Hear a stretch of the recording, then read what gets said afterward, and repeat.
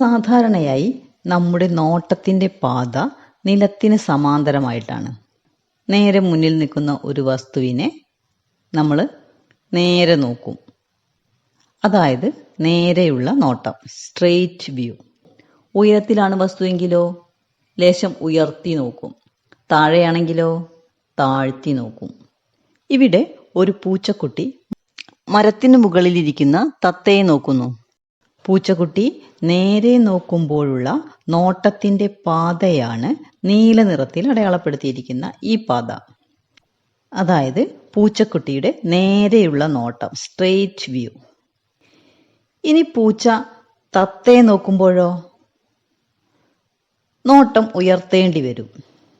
പൂച്ചയുടെ കണ്ണിൽ നിന്ന് തത്തയുടെ നേരെയുള്ള നോട്ടം, ഉയർത്തിയ നോട്ടം, റേസ്ഡ് വ്യൂ, മഞ്ഞ നിറത്തിൽ അടയാളപ്പെടുത്തിയിരിക്കുന്നു. പൂച്ചയുടെ നേരെയുള്ള നോട്ടവും ഉയർത്തിയ നോട്ടവും. ഈ രണ്ട് വരകൾക്കിടയിലുള്ള കോണിനെ മേൽക്കോൺ, ആംഗിൾ ഓഫ് എലിവേഷൻ എന്നാണ് പറയുന്നത്. താഴെ നിന്ന് ഉയരത്തിലേക്ക് നോക്കുമ്പോൾ ഉണ്ടാകുന്ന കോണാണ് മേൽക്കോൺ. ഇത് അളക്കുന്നത് കണ്ണിൽ നിന്നും നിലത്തിന് സമാന്തരമായി വരയ്ക്കുന്ന വരയിൽ നിന്നാണ്. നേരെയുള്ള നോട്ടം അടയാളപ്പെടുത്തിയ വരയിൽ നിന്നാണ്. ഇനി തത്തയുടെ നോട്ടം നോക്കൂ. തത്ത താഴെയുള്ള പൂച്ചയെ നോക്കുന്ന നോട്ടം മഞ്ഞ നിറത്തിൽ അടയാളപ്പെടുത്തിയിരിക്കുന്നു. മേലെയുള്ള തത്ത താഴെയുള്ള പൂച്ചയെയാണ് നോക്കുന്നത്. തത്ത നേരെ നോക്കുമ്പോഴോ തത്തയുടെ നേരെയുള്ള നോട്ടം ആണ് ഈ നീല നിറത്തിൽ അടയാളപ്പെടുത്തിയത്, സ്ട്രെയിറ്റ് വ്യൂ, നേരെയുള്ള നോട്ടം. തത്ത താഴെയുള്ള പൂച്ചയെ നോക്കുമ്പോൾ താഴോട്ട് നോക്കുന്നു, താഴ്ത്തിയ നോട്ടം. ഈ രണ്ട് വരകൾക്കിടയിലുള്ള കോണിനെ കീഴ്ക്കോൺ, ആംഗിൾ ഓഫ് ഡിപ്രഷൻ എന്ന് പറയുന്നു. ഉയരത്തിൽ നിന്ന് താഴേക്ക് നോക്കുമ്പോൾ ഉണ്ടാകുന്ന കോണാണ് കീഴ്ക്കോൺ, ആംഗിൾ ഓഫ് ഡിപ്രഷൻ.